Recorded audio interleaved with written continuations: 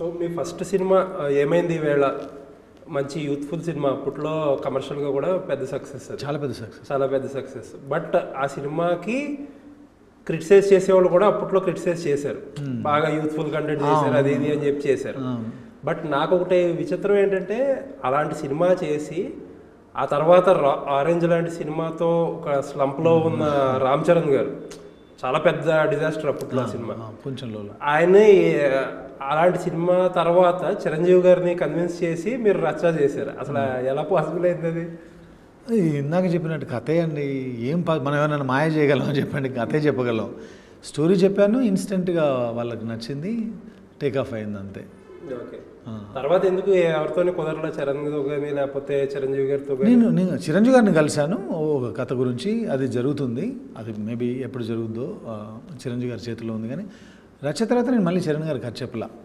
చెప్పలేదు ఎప్పుడైనా కలుస్తూ ఉంటారా ఇప్పుడు కలిసినప్పుడు చాలాసార్లు కలిశాను చాలాసార్లు మన ఆ సినిమాలు చూసిన తర్వాత కూడా ఫోన్ చేశారు same warmth same healthy relation అంతా ఉంది కానీ మేబీ ఆయనతో కట్ చేస్తే ఇప్పుడు RRR తర్వాత కానీ లేదంటే రంగస్థలం తర్వాత కానీ ఊరికే ఉంది కథ ఉంది పరిచయం ఉందని ఏదో ఒకటి చెప్పేసి అట్లా ఎక్కించే రోజులు కాదు ఇది ఊరికే నేను ఎవరిని పంపించను కూడా అట్లా నేను వెళ్ళను ఇంకోని పంపించాను అంటే అప్పట్లో కూడా మీరు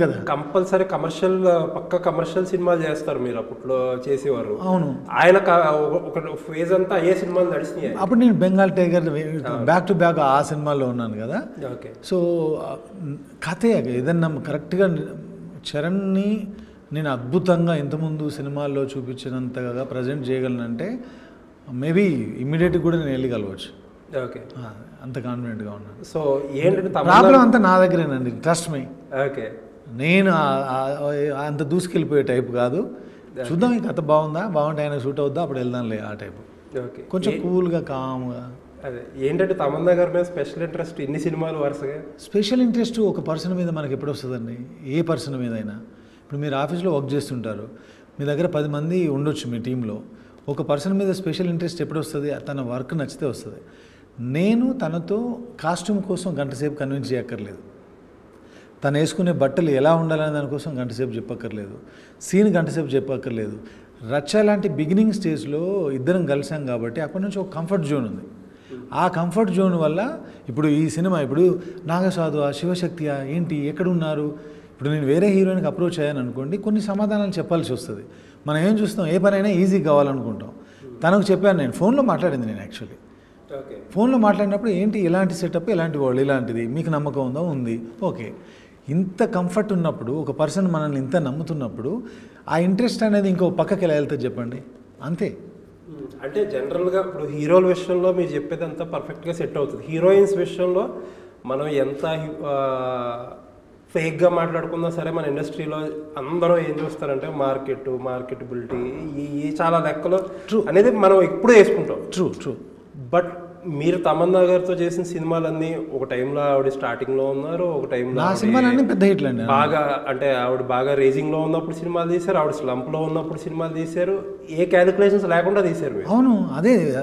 సేమ్ అదే కంఫర్ట్ ఇప్పుడు తమన్నా ఈ సినిమాలోకి రావడం వల్ల బిజినెస్ అవుతుందని మేము టేకప్ చేయాల ఎందుకు చేయలేదంటే తెలుసు ఎవరి మార్కెట్ ఏంటి అనేది నేనేం చెప్పడానికి అవసరం కూడా లేదు మేము పెట్టిన బడ్జెట్ ఒక యాక్టర్ మీద ఎంత పెట్టాలో అలా కొలతలేసి పెట్టలేదు ఒకటి నమ్ముకొని వెళ్ళిపోవడమే అలాగే ఈ సినిమా వరకు చెప్తున్నాను నేను ఏది మాట్లాడినా అలా వెళ్ళిపోయాం అంతే కంటెంట్గా తను సూట్ అవుతుంది ఈ కంటెంట్ మమ్మల్ని జనాల దగ్గరికి తీసుకెళ్తుంది అంతే బేసిక్ ఐడియా అదే ఓకే సో రాధామోహన్ గారు కూడా ఆయనకి ఇంకో హీరో లేనట్టు మీకేమో ఇంకో ప్రొడ్యూసర్ లేనట్టు ఏంటి జర్నీ ఎంత ఇప్పుడు ఇందాకే మీరు ఒక క్వశ్చన్ వేసారు ఇంట్రెస్ట్ ఏంటని ఇక్కడ సేమ్ ఇంట్రెస్ట్ రాధామోహన్ గారి మీద కూడా నాకు సేమ్ ఇంట్రెస్ట్ ఆయనకు నా మీద కూడా సేమ్ ఇంట్రెస్ట్ నాకు ఆయన అంటే ఏంటంటే నేను ఏమైంది వేళ లాంటి సినిమా నేను అసిస్టెంట్ డైరెక్టర్ వర్క్ చేయలేదు నేను ఎప్పుడు క్లాప్ ముట్టుకోలేదు రైటర్గా ఉన్నాను రైటర్గా ఎక్స్పీరియన్స్ ఉంది స్టోరీ రైటింగ్ ఎక్స్పీరియన్స్ ఉంది నమ్మి ఇచ్చాడండి ఆయన నాకు ఆ గ్రాటిట్యూడ్ ఉంటుంది నాకు పక్కన 10 మంది ప్రొడ్యూసర్లు ఉన్నారు కానీ రాధామోహన్ గారు రెడీగా ఉన్నారంటే నేను ఇటే వెళ్ళిపోతా ఓకే అంతే కొంచెం మా రిలేషన్షిప్ మన ఇండస్ట్రీలో కుదరదంటారు కానీ మాకు అలా కుదురుద్ది సో క్వశ్చన్ చేయని ప్రొడ్యూసర్లు కావాలా క్వశ్చన్ చేయని ప్రొడ్యూసర్లు ఉండరండి అవునా? క్వశ్చన్ చేయని ప్రొడ్యూసర్లు ఉండకూడదు అంటే మనం 1000లో 2000లో నంబర్లు చూపించాలి. రాజమౌళి గారు అంతే, పేర్లు కాకుండా ఎవరైనా నేనైనా మీరైనా ఇంకెవరైనా వాళ్ళకి ప్రాఫిట్లో అలా కనబడతా ఉంటే, నేను చేసిన సినిమాలు ఏది 500లో 1000లో చూడలేదు కదా, బట్ స్టిల్ వెళ్తున్నాం అంటే అండర్స్టాండింగు అంతే. క్వశ్చన్ చేయని ప్రొడ్యూసర్లు ఉండకూడదు. ఈవెన్ కంప్లీట్ ఫ్రీడమ్ కూడా ఇవ్వకూడదు డైరెక్టర్కి. సమ్ టైమ్స్ ఏంటంటే అలా ఒంటరి చేలో పడ్డట్టు వెళ్ళిపోవచ్చు కూడా. కొంచెం అప్పుడప్పుడు బెత్తం పట్టుకొని ఉండాలి ప్రొడ్యూసర్. ఓకే, ఆయన పట్టుకున్న టైపా? ఆయన బెత్తం పట్టుకోరు కానీ చూసుకోండి జాగ్రత్త. ఆయన ఇంకో టైప్. ఆయన మీరు కాన్ఫిడెంట్ కదా అంటారు. కాన్ఫిడెంట్ అంటే ఈయన లేడా ఏంటి అన్న ఫీలింగ్ మన క్రియేట్ చేస్తారు. అట్లా నా మీద పెట్టేస్తున్నారు, భయం వేస్తుందని అట్లా అంటున్నారు. చాలా మంచి పర్సన్ అండి ఇండస్ట్రీలో. నాకు పరిచయం ఉన్న చాలా కొద్ది మందిలో ఆయన చాలా. కాకపోతే ఏంటంటే మంచి ప్రొడ్యూసర్లు, మంచి మనుషులు మన ఇండస్ట్రీలో డబ్బులు సంపాదించుకోరు. లేదు, సంపాదించాలని కోరుకుంటాను నెక్స్ట్ సినిమాతో. Okay okay. సో ఇంకా మీరు ఒక టైంలో ఏంటంటే కమర్షియల్ సినిమాకి పోస్టర్ బాయ్, ఫిల్మ్ మేకర్స్గా మీరు ఇందాక చెప్పినప్పుడు బ్లాకులు, లెక్కలు, కొలతలు అన్నీ పర్ఫెక్ట్గా వేసుకుని సినిమాలు చేస్తారు.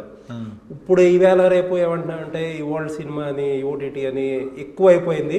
అలాంటి కథలకి కాలం చెల్లింది. ఫక్త్ కమర్షియల్ సినిమాలు, మాస్ కమర్షియల్ ఎంటర్టైనర్స్కి అని అంటున్నారు. ఏంటి మీ ఒపీనియన్ ఏంటంటే దాన్ని?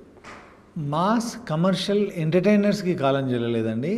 మాస్ కమర్షియల్ ఎంటర్టైనర్స్లో చెప్పే స్టోరీస్కి కాలం చెల్లొచ్చు. అంటే ఏ కథని ఎలా చెప్తున్నాం అనేది. రంగస్థలం మాస్ కమర్షియల్ ఎంటర్టైనర్ కాదా? ఏ సినిమా కాదు చెప్పండి రీసెంట్గా వచ్చినాయి అన్ని కమర్షియల్ ఎంటర్టైనర్సే. అంటే అదే నేను చెప్పే కమర్షియల్ ఎలిమెంట్స్ కమర్షియల్ ఎంటర్టైనర్స్ మీకు అర్థమైంది. మీరు చెప్పేది ఏంటంటే ఇప్పుడు 5 పాటలు, 5 ఫైట్లు గ్లోరిఫై చేయడం, ఫ్యాంటసైజ్ చేసి హీరోని చూపించడం, ఎక్కడో ఫ్లైట్లోంచి అంటే అలాంటి వాటికి ఏంటంటే ఇప్పుడు world cinema influence, OTT influence కంటే కూడా నిజం, రియల్ అనేది ఎక్కువ నచ్చుతుంది. ఓ షార్ట్ పెట్టానంటే ఇప్పుడు మీరు అలా కూర్చున్నారు, నేను ఇలా కూర్చున్నాను, మీ చెప్పుల్లో ఒక నిజాయితీ ఉంది వేసుకున్న చెప్పుల్లో. అలాగే అలా కూర్చున్న ఒక రకమైన మీ కాస్ట్యూమ్కి సంబంధం లేని షూ వేసాను, గుచ్చి వేసాను అనుకోండి, లేదంటే ఇంకోటి ఏదో టాప్ బ్రాండ్ వేసాను అనుకోండి, మ్యాచ్ అవ్వదు.